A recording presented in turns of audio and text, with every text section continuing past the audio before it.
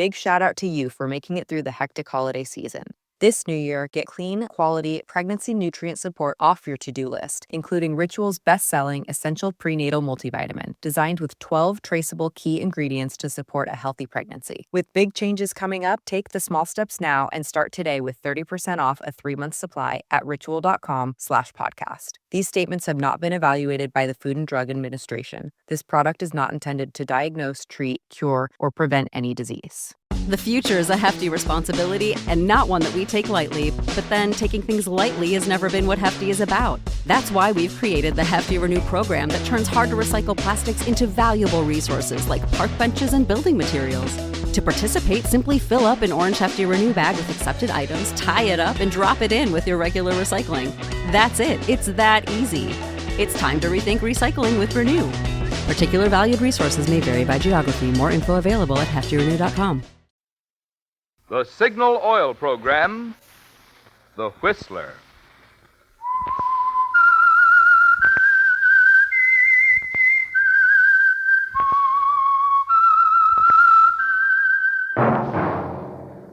That whistle is your signal for the Signal Oil Program, The Whistler.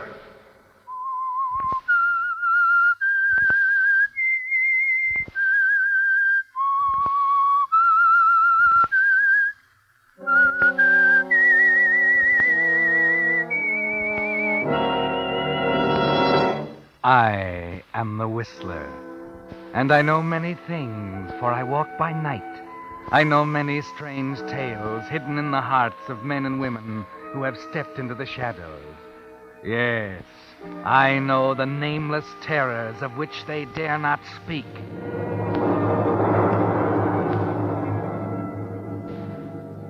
Yes, friends, it's time for The Whistler.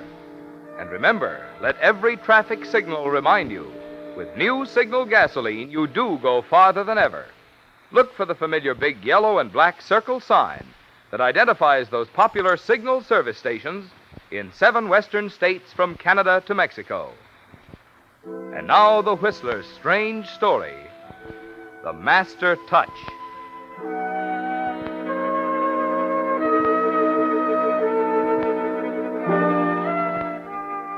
It had been 20 years since Charles Carter polished a pair of shoes. He thought about those 20 years as he sat alone in his bedroom, working on them, sponging them off carefully with saddle soap, making sure that not a speck of the gummy red clay that covered them remained. Red clay, sticky, stubborn stuff that clung to them like glue. They were beautiful shoes, handmade, custom-built, the kind of shoes you'd expect a successful businessman like Charles to wear. He was proud of what he'd accomplished in those 20 years.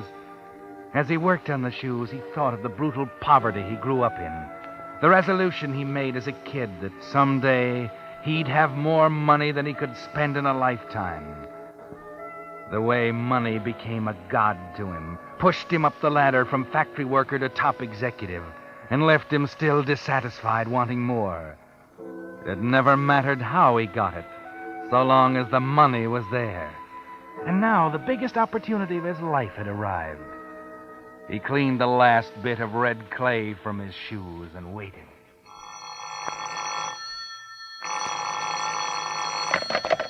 Yes? Charles? Yes, Amelia, what is it? Charles, I didn't want to bother you, but... Oh, it's nothing, Amelia. What is it? Could you come over, Charles? I'm terribly upset. The police are here. Police? Good Lord, Amelia, tell me what's the matter. I don't know. I'm afraid you are right about Henry, that's it, isn't it? They think so. Amelia, it doesn't matter a hoot whether or not that caretaker was a favorite of your father's. I tell you, the man's dangerous, and you've got to get rid of him. Oh, please don't discuss it now, Charles. Can you come here? Of course.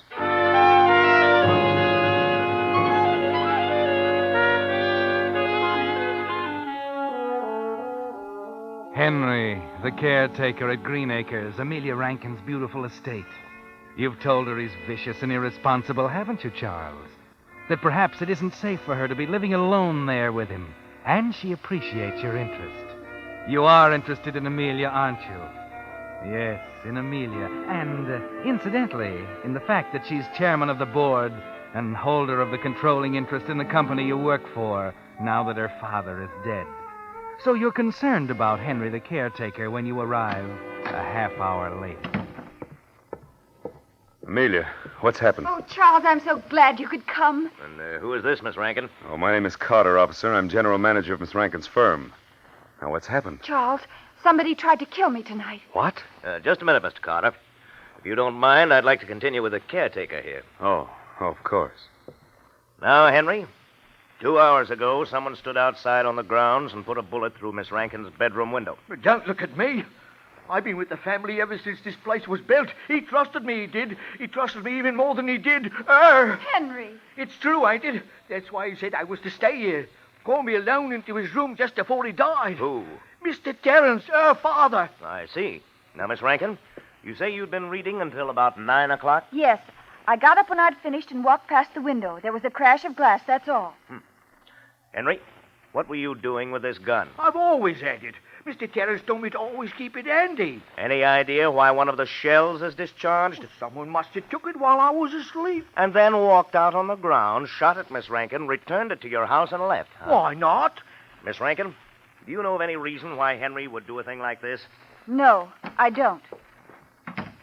We checked it, Ed. Find the place? Yeah, found the spot where he stood and fired the shot. Checked the footprints against Henry's shoes. Match? Nope. What'd I tell you, officer? It was someone else. He didn't say that. He said the prints didn't match. Hmm? Maybe it was someone else, and maybe you're just smarter than I think you are. Stan, what about the prints? Are they clear? Couldn't be better. Soft spot there that's made to order. Kind of gummy red clay.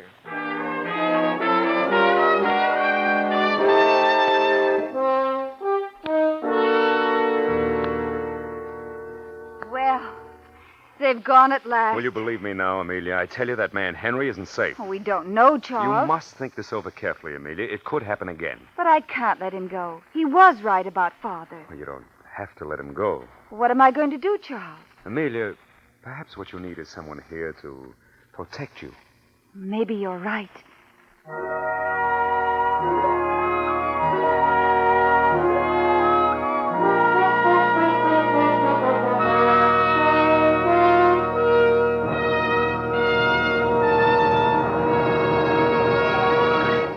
With the prologue of The Master Touch, the Signal Oil Company brings you another strange story by The Whistler. You know, friends, we of the Whistler cast think you're just about the swellest listening audience that ever turned a radio dial. And tonight we've got more reason than ever for thinking that. Remember, last month I told you that in January's radio survey, the Whistler received the highest popularity rating in all radio history for a West Coast program. Well, tonight I have in my hand the results of February's survey, and you've done it again. Yes, for the second consecutive month, the Whistler is way out in front of any popularity rating ever given a West Coast program. Naturally, this makes all those friendly signal dealers who bring you the Whistler mighty happy. In fact, there's only one thing I can think of that could make them any happier. That's if, next time your car needs gas, you try just one tankful of new Signal gasoline. My bet is that once you try Signal's power-packed new Super Fuel that now helps you go farther than ever, you, too, will join the ever-increasing swing to Signal. A swing that has made the Signal organization grow in just 14 years, from a mere handful of stations in Southern California to a network of dealer-owned stations serving 7 western states from Canada to Mexico. And now, back to the Whistler.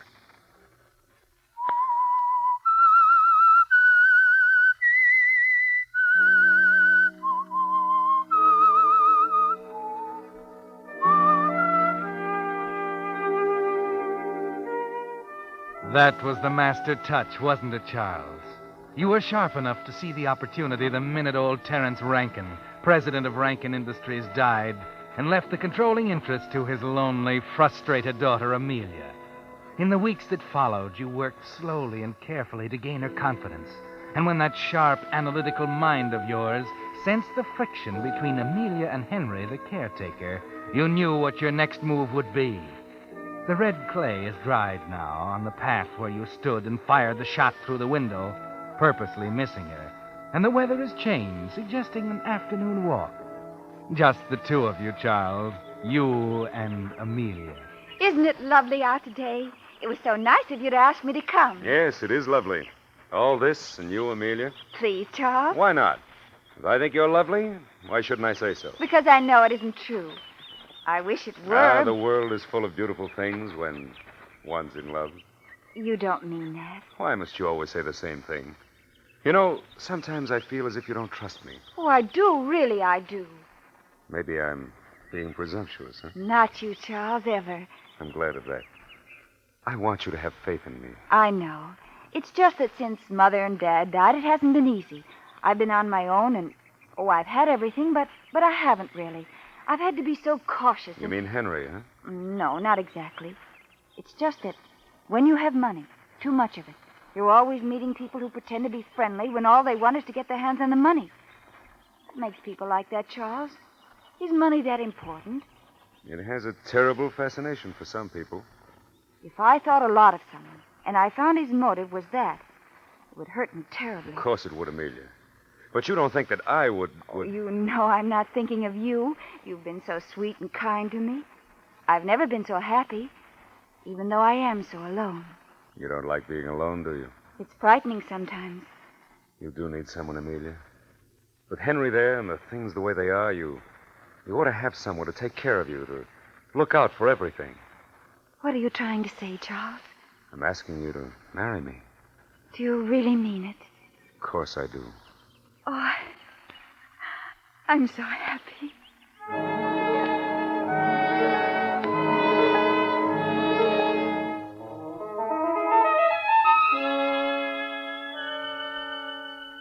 Yes, Charles, that was the master touch.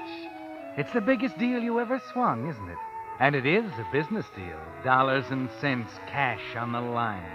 The only difference is that it's accomplished in a church, that the dotted line is on a marriage license, that the witnesses are wedding guests instead of company executives. But the plan has only begun, hasn't it, Charles? And like everything else you do, it has to be perfect. You have to take your time, move cautiously. So it's 3 months after you and Amelia are married before you decide to move again. Charles? Yes, Amelia? Come over here and sit beside me. I was going into the library, Amelia. I have a reference to look up. I'll only be a moment. All right. What's on your mind? These few months we've been married, have they been happy for you? Why, darling, what a question. They've been the happiest months of my life. You've been more than kind to me. You're keeping something from me. What is it? When you go to the factory in the morning, I like to watch you leave. Mm-hmm. I can see you from the bedroom window. Oh, I hope you don't mind, Charles. Of course I don't. It's a little like saying goodbye a second time if I can see you drive away. Why, that's charming, Amelia. After Henry took the car out of the garage for you this morning, he went back to his cottage. Well? Henry's little dog usually goes back to the cottage with him. But he didn't go back this morning. Henry's dog? But... When you drove away, you ran over him. It looked almost deliberate. Why, Amelia, I had no idea. Henry was I'll have to speak broken-hearted. to Henry about it. I didn't see him. Amelia, why, I swear I didn't. Good heavens, I know what that dog means to him. I thought perhaps you were worried about something and didn't realize what was happening. Worried? You've been acting so strangely the past few days. The future is a hefty responsibility and not one that we take lightly. But then taking things lightly has never been what Hefty is about. That's why we've created the Hefty Renew program that turns hard to recycle plastics into valuable resources like park benches and building materials. To participate, simply fill up an orange Hefty Renew bag with accepted items, tie it up, and drop it in with your regular recycling. That's it. It's that easy. It's time to rethink recycling with Renew. Particular valued resources may vary by geography. More info available at heftyrenew.com. As if you had something terribly important on your mind. Why, I don't understand, Amelia. I know what it must be like. Married to my money. What do you mean? It puts you, outside in a way, doesn't it? Amelia, you mustn't feel that way. Just the same. From now on, everything I have is yours and everything you have is mine. That's the way marriage should be, don't you think? Please, darling, Money isn't so important, Charles. Happiness means much more. I found that out. I called the lawyer this afternoon. There'll be some papers to sign, and then I'll feel better. Oh, I wanted so much to marry someone who wanted me and not my money. You do believe in me, don't you, Amelia? You needn't ask me that. I always will.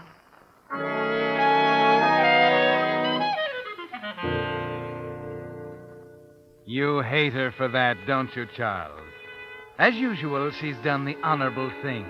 Signed over all she has to you, making you wonder whether the rest of the plan is worthwhile. You were stunned by it, weren't you, Charles? The money is yours now, and you can stand pat. That is, if you're willing to spend the rest of your life with her. When you face that question, you realize you're going ahead with a plan. It's been boiling around in your brain too long, hasn't it, Charles? So now you're going to kill her. That's why you walk up to the desk of the Roosevelt Hotel in North City the next afternoon. North City, 100 miles away from Green Acres and Amelia. Yes, sir. May I help you? My name is Charles Carter. I have a reservation. Just a moment. I'll check. All right. Yes, sir. Room 241. Oh, I asked the clerk for something at the back of the building. I have some reports to write. I'll need quiet. Well, you'll find this satisfactory, I'm sure. Soundproof and in the rear. I'll be typing all afternoon, possibly late into the night. I don't want to be disturbed under any circumstances. Yes, sir. I'll tell the operator. Oh, and would you tell the maids, too, please? If they hear me typing inside, then not to come in. If you say so, sir. I'll have a boy take your bag. It looks heavy. Excuse me, clerk. I'm sorry. I was looking the other way. Clerk, I've decided to take that room you were holding for me. Lane is the name, 385. All right, Mr. Lane. Just a minute, please. Oh, here's the boy, Mr. Carter. You can go on up. Thanks.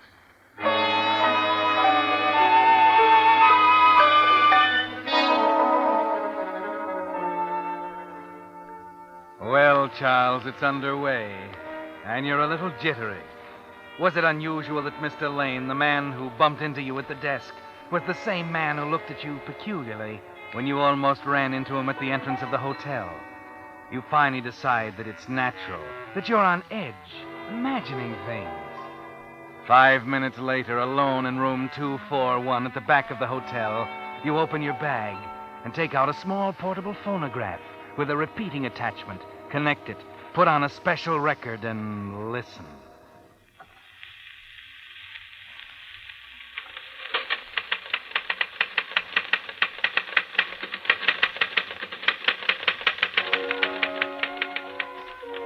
Yes, Charles, you're busy typing on a phonograph record. You watch it repeat a couple of times, satisfy yourself it's working perfectly, then sneak out of the room, down the back stairs, and out the trade entrance at the rear of the hotel. In a bar around the corner, you find a telephone and put in a long-distance call to Johnson, your personnel manager at the factory. You surprised us, Mr. Carter. We didn't know you were going to North City. How long will you be there? I came down to look over the new assembly line. Got in about 2 hours ago. Had the car checked over. I'm going to the plant in the morning. Everything all right? Well, there are those reports that you took with you. The auditors are coming tomorrow. Well, I didn't have a chance to check them over last night, Johnson. I'll have them ready by morning.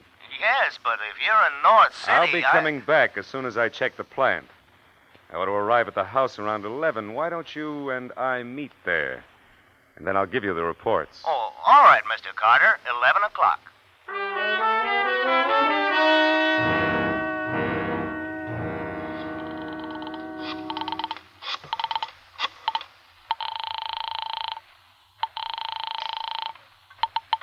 Good afternoon, Roosevelt Hotel.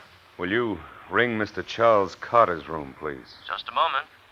Oh, I'm sorry, sir. Mr. Carter isn't receiving any calls. But this is important. I'm the superintendent of one of his plants. I'm sorry, sir. If you'd care to leave a message. He is there, isn't he? Yes, sir. He's quite busy, though, and requested not to be disturbed. If you leave a message. No. I'll call back later.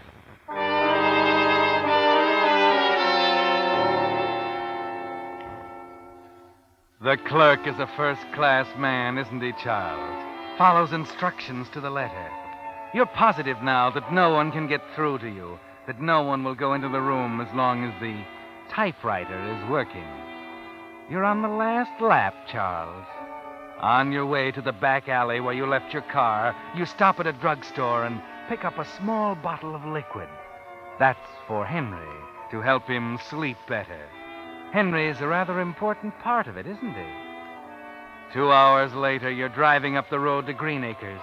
But before you get to the house, you turn off the road and leave the car in a wooded section, hiding it from the highway. Then you walk up to the house and find Amelia in the living room. Oh, Charles, it's you. I didn't hear you come in. I didn't mean to startle you, Amelia. Where's the car, Charles? Why do you ask that? I didn't hear you drive up. I had a little trouble with it. Left it down the road. I'll have Henry look at it. And not tonight, Amelia. It's late. Yes, I thought for a while you might not be coming home. I'm having a glass of wine. Won't you have one with me? Thanks, I will. You look hot and tired. Did you walk far? Oh, a couple of miles, I guess.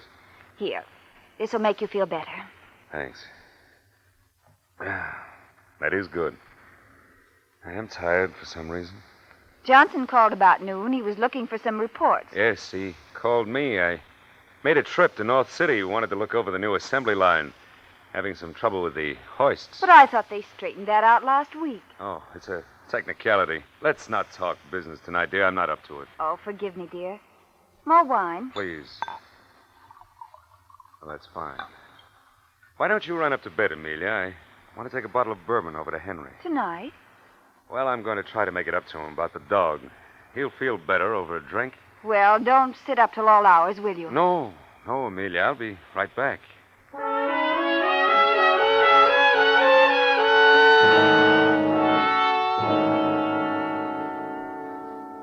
Let me pour you another drink, Henry. Aren't you drinking none, Mr. Carter? Oh, we've been drinking wine, Mrs. Carter and I. They don't mix so well for me. How come you're over here pouring me drinks this time of night? Well, Henry, I feel so rotten about that dog. You know, I want you to know if there's anything I can do to make it up to you. You never offered me a drink before. Funny you do it now. It ain't like you. Oh? Leopard changing the spots that way. You never think about nobody but yourself. Anybody else would have stopped. You run right over Stubby and I'd seen it. I'm trying to tell you you're wrong, Henry. And that ain't all. Here, have another drink. Let me fill your glass. Don't want another one. Don't want nothing from you. Oh, drink that and go to bed. You'll feel better in the morning. Taking the bottle with you? Well, it's empty. Could have brung a full one. You've had enough, Henry. More than enough.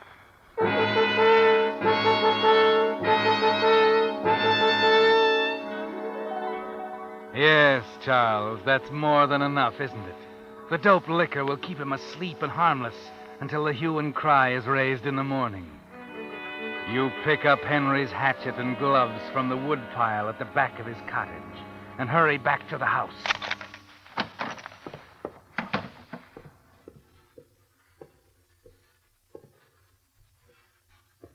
Oh, that lamp. Charles? Yes? What happened?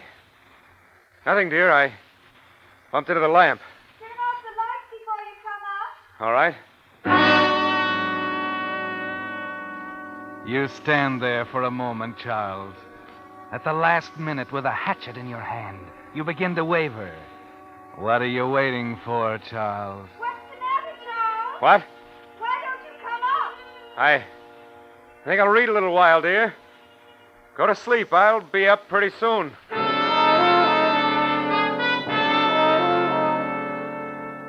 Yes, get yourself together, Charles. You want to give her a chance to fall asleep, don't you? You're safe now. Henry's in a drunken stupor. He can't wake up.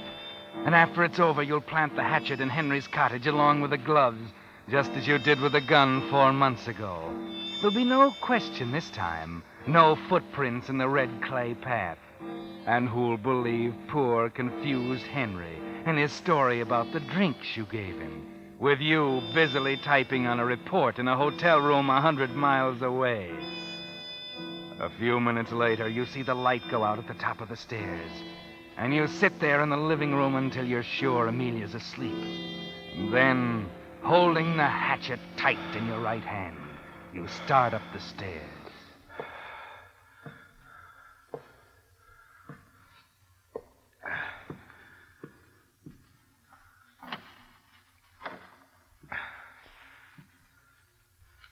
There's Amelia on the bed. You do hate her, don't you, Charles? You try to steady yourself, Forget the pounding in your head and walk over to the bed.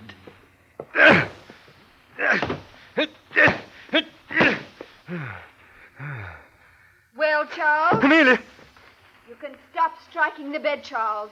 I'm not in it. I'm over here by the window.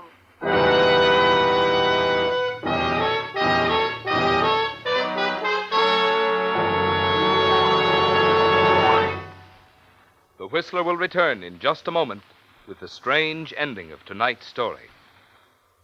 Meantime, a question. Which of these parts could your car get along best without? The water pump, a universal joint, or a steering knuckle? Well, the answer's obvious. Without even one of its vital parts, your car couldn't run. That's why when your signal dealer lubricates your car, he takes no chance of overlooking even one part. It's for that very reason that he uses Signal's famous lubrication chart, which shows every lubrication point on your car and specifies which of Signal's 9 specialized oils and greases each part should have for long, trouble-free service. And he checks each part against this chart not just once, but twice, which is why it's called Signal Double-Checked Lubrication. This is typical of the more thorough, more conscientious service your car gets from dealer-owned Signal stations. Nowadays, when cars that are already old must keep on serving you until there are enough new ones to go around, I'd say this is another mighty good reason for today's swing to Signal. And now, back to the Whistler.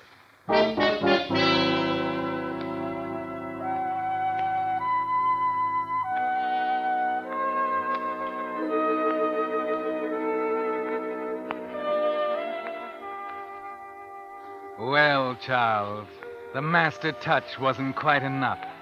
You stand there bewildered as Amelia switches on the light.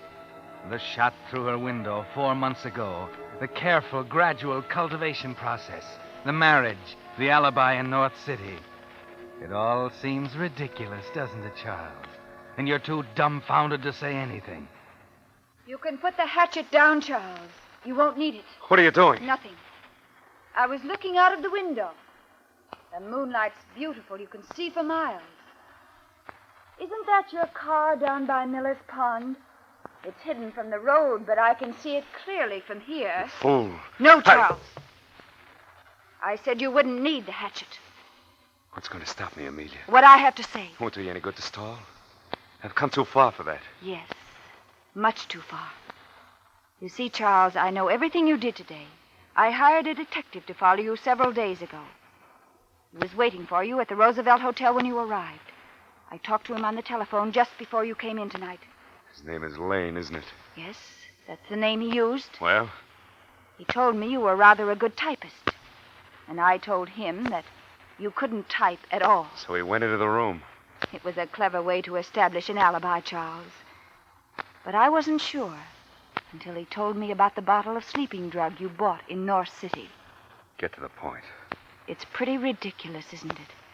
My believing that out of all people there was one whom I could believe in. Where's your detective now? Outside? No. He did his work. I dismissed him. You mean we're alone? Yes. You expect me to believe that? It doesn't matter whether you do or not. Remember our agreement, Charles? Everything I had was yours. Everything you had was mine. So when you decided to take my life... Quit simpering. If you think you can talk me out of it, I said it doesn't matter anymore, Charles. Nothing matters now. You see, the wine we drank together tonight was poison.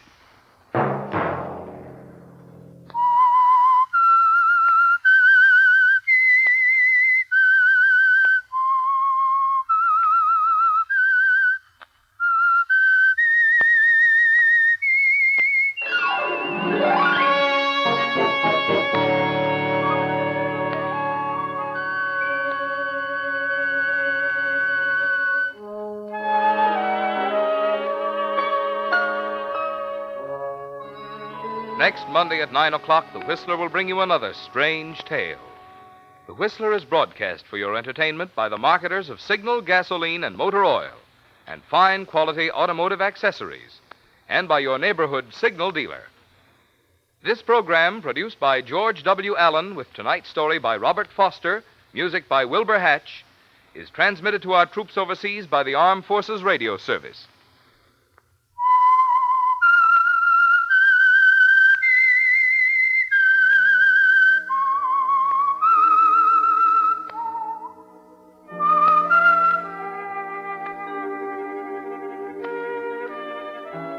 That whistle is your signal for the Signal Oil program, The Whistler.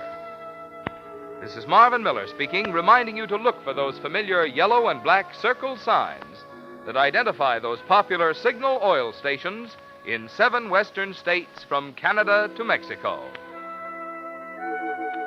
This is CBS, the Columbia Broadcasting System.